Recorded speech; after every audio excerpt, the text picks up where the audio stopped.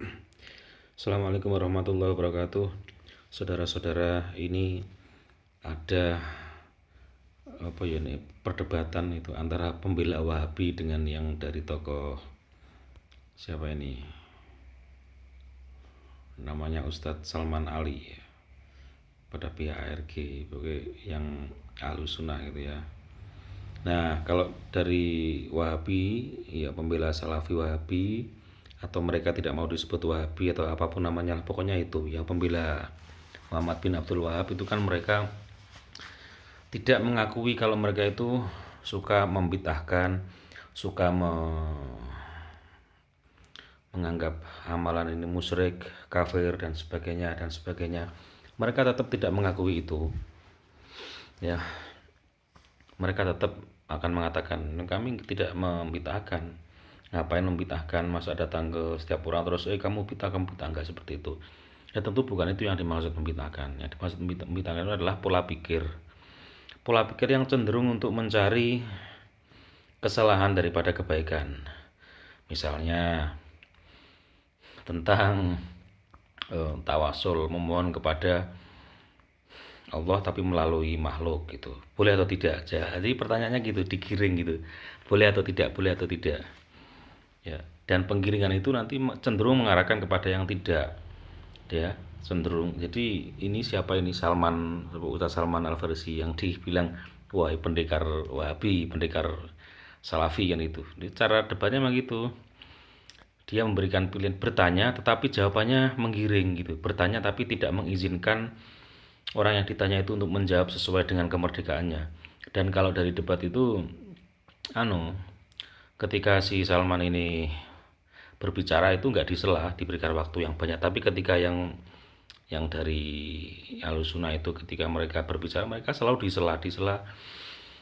Ya, ketika menjawab disela. Ketika menjawab boleh atau tidak orang itu minta kepada selain Allah, dengan dijawab ya boleh asalkan dengan itikad, dengan keyakinan bahwa Allah yang memberi. Enggak, saya enggak seperti itu. Saya tanya boleh atau tidak, boleh atau tidak. Nah, ya kalau pertanyaannya sesuai pola pikirmu, sedangkan pola pikirmu sendiri sudah mengarah kepada ke sana, pasti jawabannya akan tidak dong.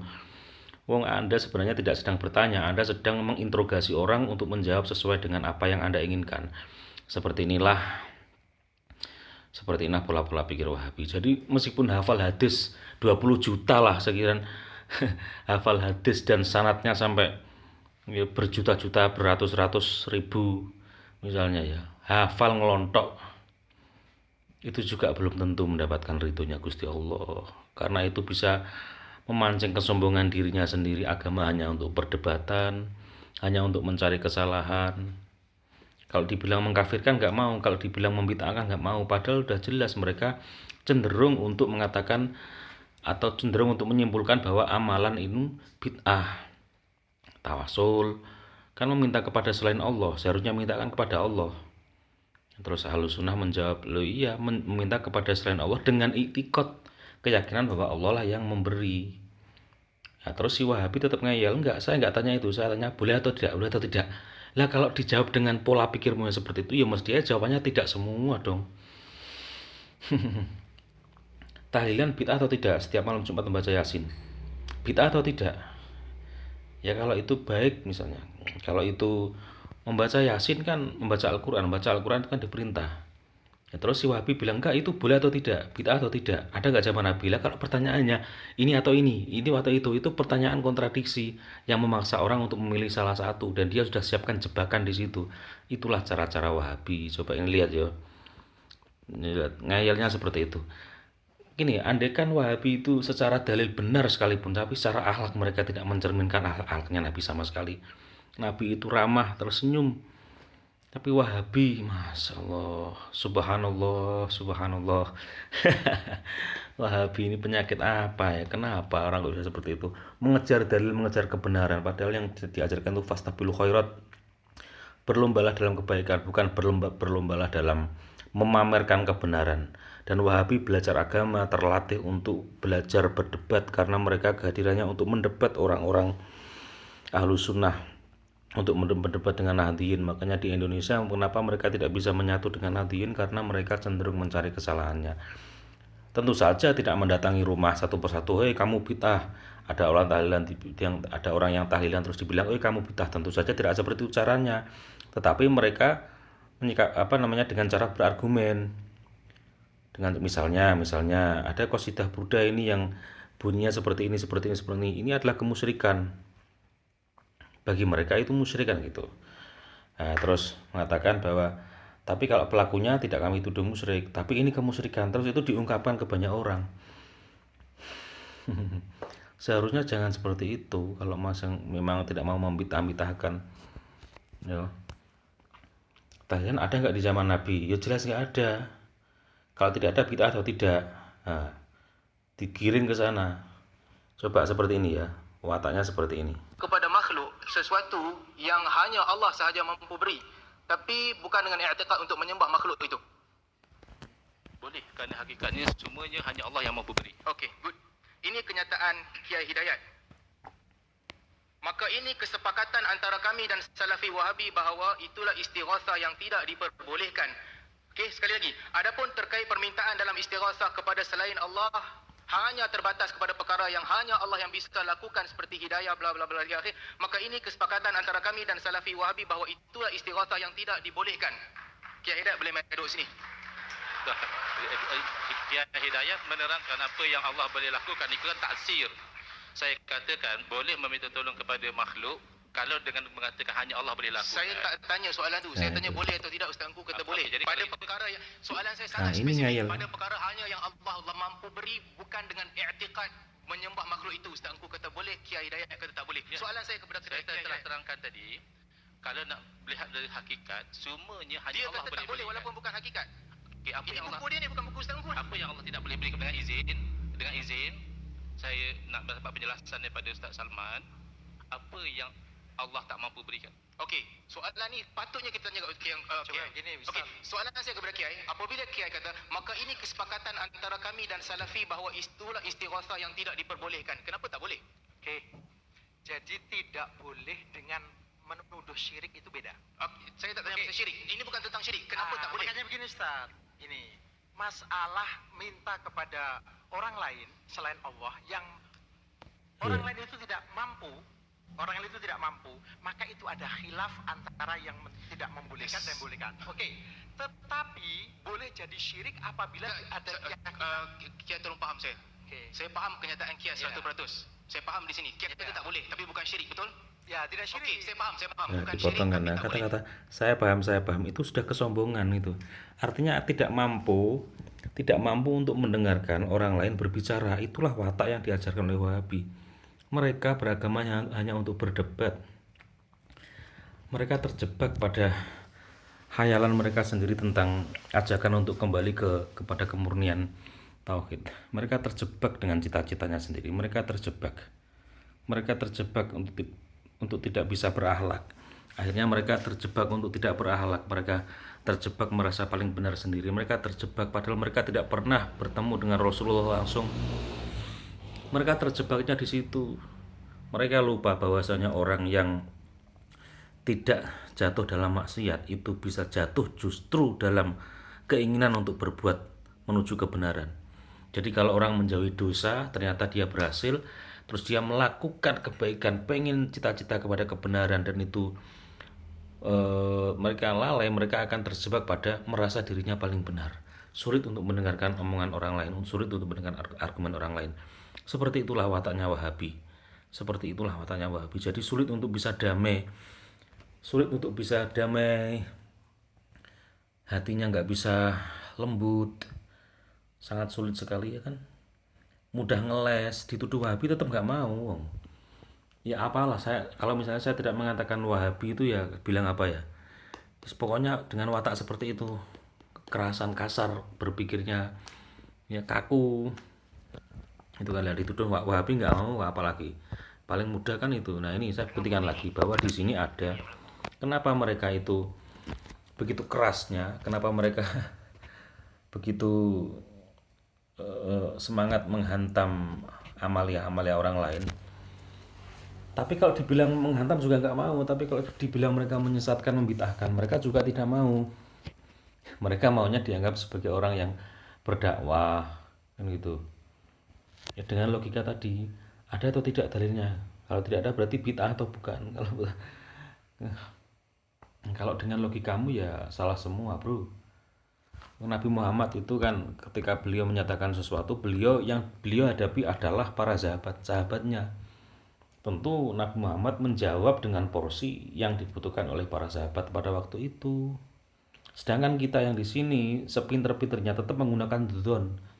Tetap bagaimanapun juga itu adalah dzon, sakot ikot itnya kita sekarang itu tetap dengan kira-kira, tetap ada yang namanya perkiraan. Kepastian 100% sesuai dengan Nabi 100% itu nggak mungkin bisa.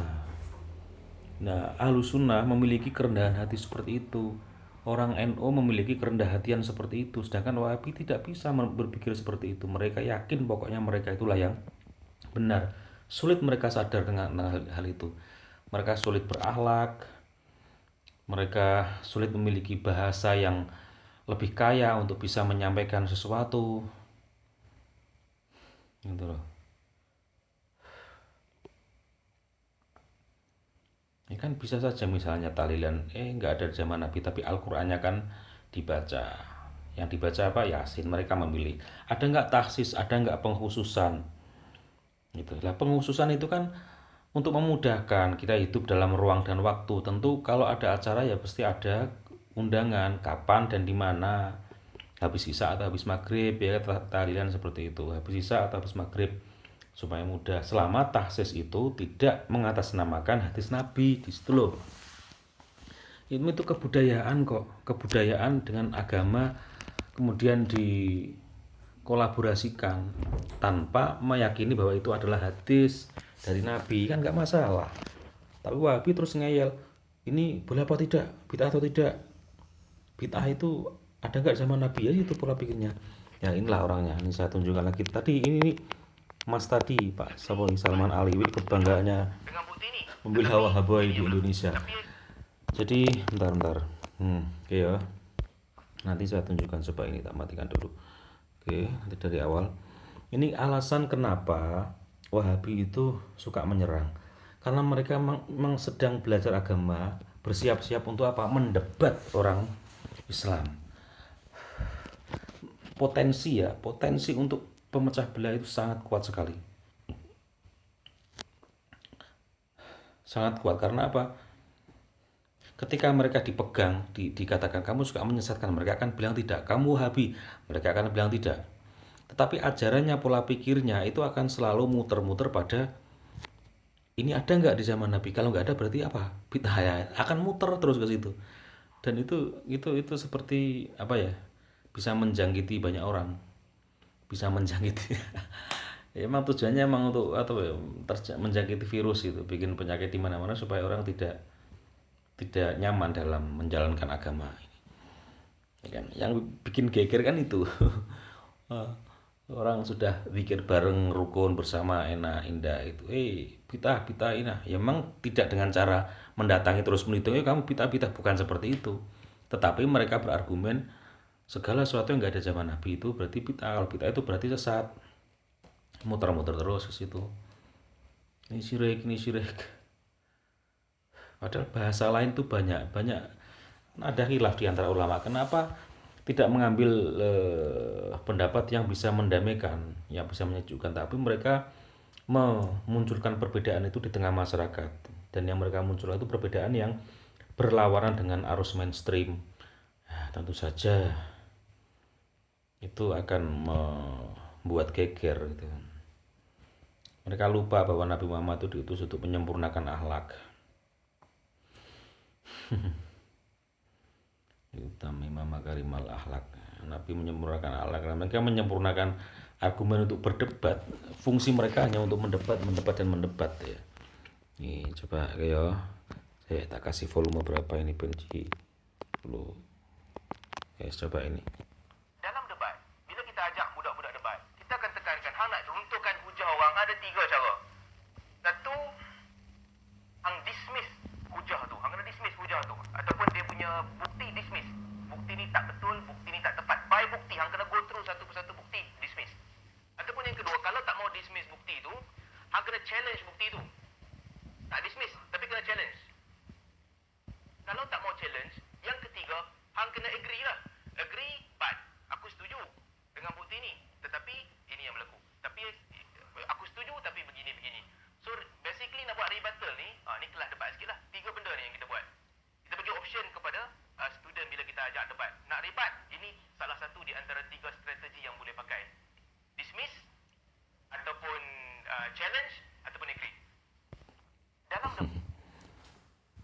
gitu, dismiss, challenge atau agree. Ya, dismiss ini maksudnya menolak pendapat wong, dia tolak pendapat itu, atau challenge meminta pendapat, meminta bukti gitu.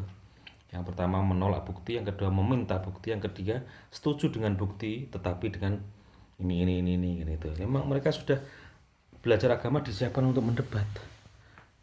Kira-kira niatnya itu baik atau buruk itu, niat belajar ilmu untuk berdebat ya toh? Wahabi ya ya, jadi ternyata jalan untuk memfitnah itu gitu ya. Kita jadi tahu sekarang kenapa Wahabi itu bisa bikin memunculkan, dan terbukti toh dulu beragama itu nggak gini-gini amat kan kita. Ada tahlilan ya tenang gitu ya. Ada sholawatan ya tenang, nggak apa-apa nggak. Sekarang ternyata banyak perdebatan itu ya sumbernya ternyata dari situ, dan mereka emang menyiapkan itu untuk mendebat. Jadi mereka penjajah sebenarnya, mental penjajah untuk mendapatkan jamaah yang banyak. Itu faktanya gitu. So. Pengakuan dari Wahabi sendiri, Salman Ali yang dibilang woi hebat kan gitu. Saya tidak kagum. Saya tidak kagum apakah dia hebat atau hafal hadis 1 juta plus sanadnya juga saya tidak kagum gitu. Tanpa dia juga Islam nggak masalah kan gitu. Nabi Muhammad itu menghadapi sahabatnya, beliau menjawab untuk sahabatnya pada saat itu. Jadi kalau kita sekarang menjawab untuk masalah-masalah yang ada pada kita sekarang, itu tetap aja dzonni, aspek dugaannya tetap ada, tidak mungkin kepastian. Kepastian itu kalau Nabi Muhammad sendiri yang berkata di hadapan kita langsung. Ya, sekarang kan yang ditinggalkan ya hadis dan ulama juga ada khilafnya, ada perbedaan di antara mereka. Disitulah letak kita harus berendah hati, itulah ruang kita harus tidak selalu merasa benar. Kalau ada pendapat ya ambil pendapat yang minim resiko, resiko yang bisa membuat gaduh. Itu Wahabi kan seneng gaduh ya. Wahabi hobinya kan muring-muring, cari musuh, tapi kalau mau ya mereka ngeles. Enggak, kami enggak cari musuh, kami anu salaf kok, bermanhaj salaf kok gitu. Salaf yang mana? Jumlah sahabat banyak kok. Tabiin jumlahnya juga banyak. Enggak disebutkan salaf yang mana. Oh, ternyata salafnya Arab Saudi mungkin ya. Raja Saud mungkin. Ya, itulah Wahabiyah seperti itu. Ya. Allahumma sholli ala Muhammad. Allahumma sholli ala Muhammad. Tetap selawatan. Dibid'ahkan apa enggak ya? Niatnya selawatan kok bid'ah konti. Bid'ah itu dolalah. Bid'ah itu sesat. Berarti kalau tidak sesat bukan bid'ah, gitu loh pola pikirnya. Ambil yang seperti inilah, enak mikirmu. Batu itu keras. Berarti kalau tidak keras berarti bukan batu. Bid'ah itu dolalah. Bid'ah itu sesat. Kalau tidak sesat berarti ya bukan bid'ah. Tuh. Misalnya sholawat tibil qulub misalnya, bikin kamu tenang atau tidak? Bikin tenang. Bikin tambah cinta Nabi atau benci Nabi? Bikin cinta sama Nabi. Kalau menambah cinta sama Nabi itu bid'ah atau tidak? Berarti bukan bid'ah, karena semua bid'ah itu sesat. Kan bid'ah artinya sesuatu yang baru. Iya, sesuatu yang baru, sesuatu yang asing, sesuatu yang tidak ada dasarnya. Mencintai Nabi kan ada dasarnya, sholawat kan ada dasarnya.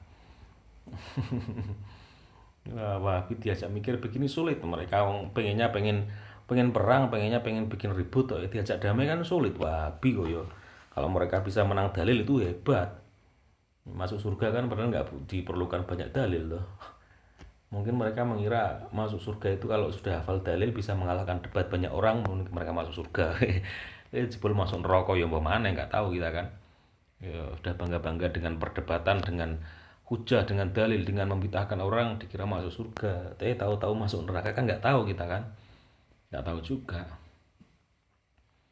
Kan gitu. Yang bid'ah itu kalau misalkan sholawat tibil qulub, saya sandarkan kepada Nabi bahwa terus bikin hadis palsu. Ternyata Rasulullah pernah bersabda bikinlah sholawat tibil qulub, lah itu bid'ah karena mengatasnamakan Nabi. Ya. Kalau tidak mengatasnamakan Nabi kan berarti tidak berdusta. Kalau tidak berdusta kan berarti tidak melanggar agama. Ya, yang dimaksud hal baru adalah kalau membenarkan kedustaan, itu hal baru itu. Hal baru, hal yang asing, hal yang tak dikenal. Seperti itu ya. Wahabi jagoan bagi kalau diajak disuruh disuruh bikin mancing-mancing keributan, Wahabi itu mang jagonya, saya jos luar biasa. Ya, subhanallah, subhanallah. Ayo, dulur-dulur, salam damai, salam rahayu, sholawatan. Allahumma sholli ala Muhammad. Allahumma sholli ala Muhammad barokah piye selawat iku. Allahumma luberono ya duit akeh beras akeh duit akeh kanggo ngaji bural kaji barokah Nabi wali ngono ae selawatan enak ngono kok. Ya, surga itu tempatnya keindahan, bukan tempatnya orang mempersempit diri. Ya ayyatuhan nafsul mutmainnah yang irji'i ila rabbiki radiyatan mardiyah fadkhuli fi ibadi wadkhuli jannati. Jadi yang dipanggil ke surga itu orang yang ya ayyatuhan nafsul mutmainnah, nafsu-nafsu yang tenang, bukan nafsu yang jago debat. Nafsu jago debat enggak tahu debat itu tenang apa tidak. Pasti enggak dong. Wahabi itu dia dilatih untuk berdebat. Kalau mereka bilang ini jawabnya ini. Kalau mereka bilang tahlilan untuk kebaikan bilang ini enggak ada dalilnya. Seperti itu Wahabi itu. Jadi jauh dari mutmainnah. Kalau jauh dari mutmainnah itu surga atau neraka?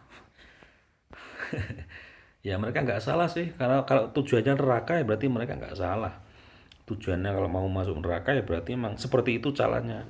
Mendebat umat Islam, mencari keributan, mencari pembedaan, mempertajam perbedaan dengan alasan dakwah lagi ya itu kan. Seperti kedok itu ya, saya tidak mengatakan kedok tapi seperti kedok. Ya, saya juga tidak menuduh Khalid Basalamah itu Wahabi, saya tidak menuduh tapi kok mirip-mirip ya gitu loh. Atau apapun namanya lah pokoknya yang seperti itu. Tuh. Yes, pokok Islam ya ayatun nafsul mutmainnah. Yes, tenang hati. Karena yang tenang itulah yang dipanggil oleh Allah. Irji ila rabbiki radiyatan mardiyah, dalam keadaan ridho dan diridhoi. Enak, simple.